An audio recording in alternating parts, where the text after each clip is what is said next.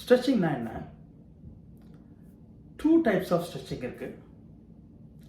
அதில் எந்த type of ஸ்ட்ரெச்சிங்கை எப்போ பண்ணணும், எப்போ பண்ணக்கூடாது, எக்ஸசைசஸ் பண்ணும்போது ஸ்ட்ரெச்சிங் எப்போ பண்ணணுங்கிறதுல ஒரு பெரிய கன்ஃபியூஷன் இருக்குது.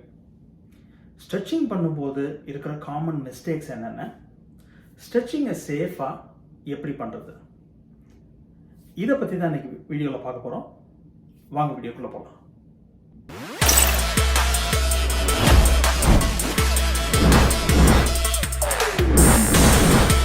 வணக்கம் ஃப்ரெண்ட்ஸ், நான் டாக்டர் கார்த்திக் முருகேசன். வணக்கம் friends, welcome to Tamil and physio YouTube channel. நான் டாக்டர் கார்த்திக் முருகேசன். இன்றைக்கி நம்ம பார்க்க போகிற விஷயம் ஸ்ட்ரெச்சிங். ஸ்ட்ரெச்சிங்கில் இருக்க கன்ஃபியூஷன்ஸ் என்ன, எப்போ ஸ்ட்ரெச்சிங் பண்ணக்கூடாது, ஸ்ட்ரெச்சிங்கை மசிலை லென்த்தன் பண்ணுறது, அதுதான் ஸ்ட்ரெச்சிங். அதோடைய மேக்ஸிமம் பொட்டென்ஷியலுக்கு நம்ம லென்த்தன் பண்ணுறது. அதில் 2 டைப் ஆஃப் ஸ்ட்ரெச்சஸ் இருக்குது. ஒன்று டைனமிக் ஸ்ட்ரெச்சிங், இன்னொன்று ஸ்டாட்டிக் ஸ்ட்ரெச்சிங். டைனமிக் ஸ்ட்ரெச்சிங்னா 5 seconds to 10 seconds மசிலை லென்த்தன் பண்ணிட்டு அந்த 5 to 10 seconds ஹோல்ட் பண்ணுறதுக்கு பேர் டைனமிக் ஸ்ட்ரெச்சிங். 30 seconds இல்லை அதுக்கு மேலே நீங்கள் அந்த பொசிஷனை ஹோல்ட் பண்ணீங்கன்னா அதுக்கு பேர் static stretching. Dynamic stretching 5 to 10 seconds இல்லைன்னா அந்த எண்டு வரைக்கும் போயிட்டு கிராஜுவலாக நம்மளோட நியூட்ரல் பொசிஷனுக்கு திரும்பி வருது, அந்த மாதிரியும் பண்ணுவாங்க. ஓகே, இப்போ இந்த 2 ஸ்ட்ரெச்சஸையும் எப்போ பண்ணலாம்? எக்ஸசைஸ் இல்லை காம்படேட்டிவ் ஸ்போர்ட்ஸ் இதை பண்ணும்போது வார்ம் அப், அதுக்கப்புறம் டைனமிக் ஸ்ட்ரெச்சிங், அப்புறம் எக்ஸசைஸ் இல்லைன்னா அந்த கேம், அப்புறம் கூல் டவுனுக்கு டைம் இருந்தால் ஸ்டாட்டிக் ஸ்ட்ரெச்சிங் பண்ணலாம். இது ஒரு ப்ரோட்டோகால். கொஞ்சம் லெஸ் இன்டென்சிட்டியான எக்ஸசைஸ் இல்லைன்னா ஒரு ரெக்ரியேஷனல் ஸ்போர்ட்ஸ் மாதிரி விளையாடுறவங்க, அந்த மாதிரி பண்ணுறவங்களா இருந்தால் வார்ம் அப், அதுக்கப்புறம் அவங்க எக்ஸசைஸ், அதுக்கப்புறம் கூல் டவுனுக்கு பதில் ஸ்டாட்டிக் ஸ்ட்ரெச்சிங், அதாவது 30 செகண்ட்ஸுக்கு மேலே ஹோல்ட் பண்ணுறது. இதுதான் ரெக்கமெண்டட் விஷயம். ஏன்னா நீங்கள் ஒரு ஸ்போர்ட்ஸுக்கு முன்னாடி ஸ்டாட்டிக் ஸ்ட்ரெச்சிங்ன்ற பேரில் நீங்கள் அதிகமாக ரொம்ப நேரம் டைம் ஸ்பெண்ட் பண்ணி லாங் டைம் உங்கள் மசிலில் லென்த்தன் பண்ணி ஸ்ட்ரெச் பண்ணும்போது அதோடைய எஃபிஷியன்சி ரொம்ப குறைகிறதாக ரீசெண்டாக பாஸ்டன் யூனிவர்சிட்டி, ஸ்டேட்ஸில் இருக்கிற பாஸ்டன் யூனிவர்சிட்டி பண்ண ரீசர்ச்சில் கண்டுபிடிச்சிருக்காங்க. ஸோ இந்த ப்ரோட்டோகால் தான் பெஸ்ட். ரெண்டாவது, ஸ்ட்ரெச் பண்ணும்போது பெயினை இக்னோர் பண்ணிவிட்டு அதுக்குள்ளே அதிகமாக புஷ் பண்ணி ஸ்ட்ரெச் பண்ணுறது ஒரு தப்பு. அந்த தப்பை பண்ணாதீங்க. எவ்வளோ தூரம் போக முடியுமோ போயிட்டு அதுக்கப்புறம் அடுத்த செஷனில் அப்படியே கொஞ்சம் கொஞ்சமாக ஃப்ளெக்சிபிலிட்டியை நீங்கள் கூட்டிகிட்டே போகலாம். நீங்கள் புல்ல தான் ஃபீல் பண்ணணும். அடுத்தது ஜர்க்கி மூமெண்ட்ஸ், அப்படியே வச்சு புஷ் பண்ணி விடுறது, அது இன்னும் அதிகமாக மசிலை டைட் ஆகும். ஸோ அந்த மாதிரி தப்பும் பண்ணக்கூடாது, இன்ஜுரிக்கும் சான்சஸ் அதிகம். ஓகே, ஸோ இப்போ ஸ்ட்ரெச்சஸ் எப்படி குயிக்காக பண்ணுறது அப்படிங்கிறத நான் ஒரு சின்ன டெமான்ஸ்ட்ரேஷனாக காட்ட போகிறேன்.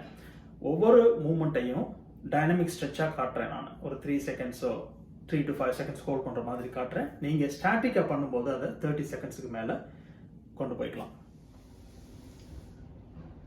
ஸ்ட்ரெச்சஸ் எப்பவுமே பெரிய மசில்ஸ்லேருந்து ஸ்டார்ட் பண்ணுறது நல்லது. என்னுடைய ப்ரிஃபரன்ஸ் காலில் இருந்து ஸ்டார்ட் பண்ணுறது. முதல்ல நான் இந்த அரெக்டாஸை ஸ்ட்ரெச் பண்ணுவேன். கால் நல்லா எவ்வளோ தூரம் முடியுமோ அவ்வளோ தூரம் ஆட்டி வச்சுட்டு எவ்வளோ தூரம் போக முடியுமோ அவ்வளோ போங்க. இன்னும் கொஞ்சம் பண்ண முடியும்னா முடிந்தால் கை 2ஐயும் கொண்டு வந்து இந்த பொசிஷனை டச் பண்ணிட்டு 1 2 3 4 5 அப்படியே மெதுவாக மேலே வர்றது. இது ஒரு ஸ்ட்ரெச். அடுத்தது முக்கியமான மசில் ஹாம்ஸ்ட்ரிங். ஹாம்ஸ்ட்ரிங் பண்ணும்போது இந்த மாதிரி ஒரு சர்ஃபேஸ், ஒரு டேபிளோ இல்லை சில ஜிம்லையோ இல்லைன்னா நீங்கள் ஸ்போர்ட்ஸுக்கு முன்னாடி ஒரு பார் அந்த மாதிரி ஏதாவது இருந்ததுன்னா நீங்கள் உங்கள் காலை அப்படி எடுத்து வச்சு இந்த நீயை நேராக வச்சுட்டு அப்படியே பெண்ட் பண்ணி, முதுகு நேராக இருக்கலாம், அப்படியே நீங்கள் முன்னாடி மட்டும் போனால் போதும், எஃபெக்டிவான ஸ்ட்ரெச் கிடைக்கும். இந்த பொசிஷனில் பண்ணலாம். அதே மாதிரி அந்த காலுக்கும். இதில் காமனாக நான் சொன்ன மிஸ்டேக்ஸ் அப்படின்னா, சில பேர் இந்த மூவ்மெண்ட் பண்ணி நான் பார்த்துருக்கேன், நிறையா பேர் பண்ண மாட்டாங்க. இது வச்சுட்டு அதை புஷ் பண்ணுறது. அப்போ நீங்கள் மசிலை இன்னும் கண்ட்ராக்ட் பண்ண வைப்பீங்க. இந்த மசில் ரெஸ்பாண்ட் பண்ணணும். ரிலாக்ஸ்டாக ஜென்டிலாக பண்ணுறதுக்கு பேர் தான் ஸ்ட்ரெச். இந்த மாதிரி இப்போ ஜெர்க்கியாக பண்ணுறது இல்லைன்னா வலிக்க போகிறது இதெல்லாம் பண்ணாதீங்க. ஸோ இது ஹாம்ஸ்ட்ரிங். அடுத்தது குவாட்ஸை ஸ்ட்ரெச் பண்ணும்போது என்ன பண்ணணும் அப்படின்னா ஒரு சப்போர்ட், கையை பாதத்தில் பிடிக்காம இங்கே பிடிச்சிட்டு குவாட்ஸோட பண்ணும்போது இந்த தை மசில்ஸ், இந்த மசில்ஸை ஸ்ட்ரெச் பண்ணணும். அதுக்கு ஃபர்ஸ்ட் தைஸ் அப்படி பின்னாடி புல் பண்ணிட்டு அப்புறம் நீயே பெண்ட் பண்ணுங்க. இதே பொசிஷன்ல 1 2 3 4 5 அப்படி மெதுவா இப்படி கொண்டு வந்துருங்க. இதே மாதிரி அந்த காலுக்கும் பண்ணணும். திரும்பி இருந்து சப்போர்ட் பண்ணிட்டு பண்ணணும். அடுத்தது க்ளூட்ஸ். க்ளூட்டியல் மசில்ஸ் அப்படின்னா அது கால் ஹிப் அப்படி பின்னாடி கிக் பண்றது இதுக்கு முக்கியமா பண்ணுது. ஸோ அதுக்கு ஆப்போசிட்டான மூவ்மெண்ட்டை நம்ம பண்ணணும். கால் அப்படி மடக்கி இப்படி நல்லா மேலே கொண்டு வந்துட்டு 1 2 3 4 5 அதே மாதிரி இந்த காலம். ஸோ க்ளூட்ஸ், ஹாம்ஸ்ட்ரிங்ஸ் இது எல்லாமே நம்ம பார்த்தோம். அடுத்தது காஃப் மசில். காஃப் மசிலுக்கு குதிங்கால், இந்த கெண்டக்கால் சதன்னு சொல்ற காஃப் மசில்ஸை ஸ்ட்ரெச் பண்றதுக்கு ஒரு கால் முன்னாடி ஒரு கால் பின்னாடி, சப்போர்ட் வேணும்னா சப்போர்ட் வச்சுக்கோங்க. இந்த பின்னாடி இருக்கிற குதிங்கால் தரையில இருக்கணும். தரையில வச்சுட்டு இந்த முன்னாடி இருக்கிற காலை மட்டும் அப்படி முட்டியை இப்படி முன்னாடி விடுங்க. விட்டு இப்படி நேரம் இருந்தாலே பரவாயில்ல. ஆனால் குதிங்கால் கட்டாயமா பின்னாடி இருக்க காலை தான் நீங்க ஸ்ட்ரெச் பண்றீங்க. அதை இந்த பொசிஷன்ல மெயின்டைன் பண்ணி இதே மாதிரி ஒரு 5 to 10 seconds. அப்புறம் வலது கால் ஸ்ட்ரெச் பண்ணும்போது அதை இந்த பொசிஷன்ல வச்சுட்டு வலது காலை இப்போ நான் ஸ்ட்ரெச் பண்றேன். அதே மாதிரி இந்த பொசிஷன்ல 5 to 10 seconds. இப்போ இதை முடிச்சாச்சு. அடுத்து ட்ரங்க்கு வரும்.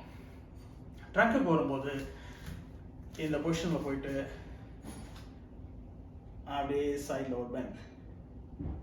அதே மாதிரி 1 2 3 4 5 அதே மாதிரி இந்த பக்கமும் அப்படி வர போறீங்க. அடுத்தது ரொட்டேஷன்ஸ்.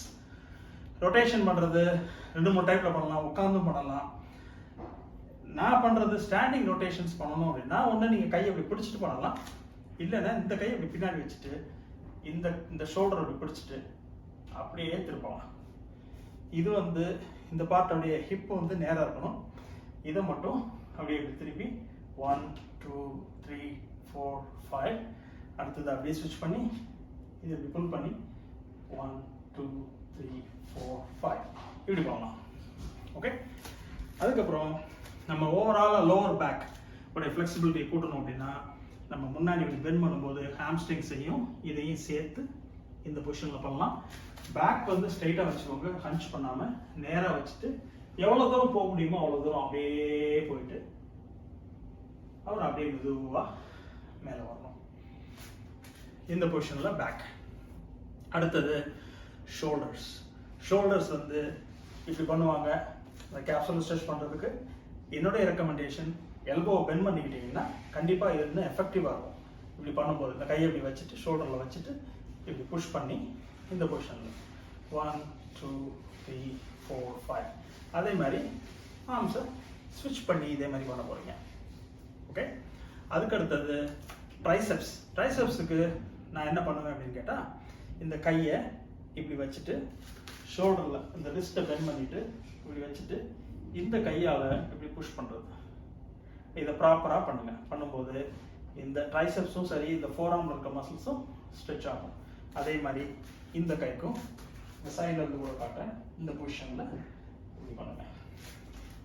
பைசெப் மசில்ஸுக்கு என்ன பண்ணணும் அப்படின்னா ஃபர்ஸ்ட்டு ஃபோராமை இப்படி ரொட்டேட் பண்ணிடணும். அப்போ அதில் ஃபர்ஸ்ட் ஸ்ட்ரெச் கிடைக்கும். அப்புறம் எல்போவை இப்படி நீங்கள் எக்ஸ்டெண்ட் பண்ணிக்கணும். ஸ்ட்ரைட்டாக வச்சுக்கணும்.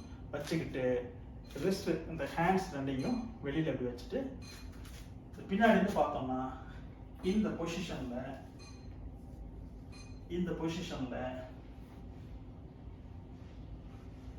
இப்படி எல்போவை ஸ்ட்ரைட்டன் பண்ணி இருக்க மாதிரி பார்த்துக்கோங்க. ஸோ இந்த பொசிஷனில் எல்போ ஸ்ட்ரைட்டாக இப்படி பிடிச்சிங்கன்னா பைசெப்ஸ் எஃபெக்டிவாக ஸ்ட்ரெச் ஆகும். அப்புறம் ரிஸ்ட்டுக்கு இது ஒரு பொசிஷன். இது மெயினாக ராக்கெட் ஸ்போர்ட்ஸில் இருக்கவங்க இவங்களுக்கெல்லாம் இது ரொம்ப ஹெல்ப்ஃபுல்லாக இருக்கும். இந்த பொசிஷன் அப்புறம் 2 ரிஸ்ட்ஸையும் இப்படி ஹோல்ட் பண்ணுறது. இவ்வளோதாங்க ஸ்ட்ரெச்சஸ். இப்போ ஸ்ட்ரெச்சஸ் நீங்கள் பண்ணி முடிக்கும்போது கடைசியில் ஃபினிஷ் பண்ணும்போது கொஞ்சம் கிராஜுவலாக வரணும். ஒவ்வொரு மூமெண்ட்டையும் முடிக்கும் போது கிராஜுவலாக திரும்ப அந்த பொசிஷனுக்கு வாங்க. நான் இப்போ சீக்கிரமாக காட்டணுன்றதுக்காக உங்களுக்கு வேகமாக நான் காட்டிட்டேன். இந்த வீடியோ உங்களுக்கு பிடிச்சிருந்ததுன்னா லைக் பண்ணுங்க, பிடிக்கலன்னா டிஸ்லைக் பண்ணால் பரவாயில்ல. கமெண்ட் செக்ஷனில் ஏன் பிடிக்கலன்னு ஒரு சின்ன வார்த்தை போட்டிங்கன்னா எனக்கு இன்னும் கொஞ்சம் வீடியோவோட குவாலிட்டி, கண்டென்ட்டோட குவாலிட்டி இம்ப்ரூவ் பண்ணுறதுக்கு ஹெல்ப்ஃபுல்லாக இருக்கும். மீண்டும் ஒரு முக்கியமான வீடியோவோட அடுத்த வீடியோவில் உங்களை மறுபடியும் சந்திக்கிறேன். அது வரைக்கும் உங்கள்கிட்ட இருந்து விடைபெறுவது doctor Karthik Murugesan. Have a nice day. வணக்கம் ஃப்ரெண்ட்ஸ், நான் டாக்டர் கார்த்திக் முருகேசன்.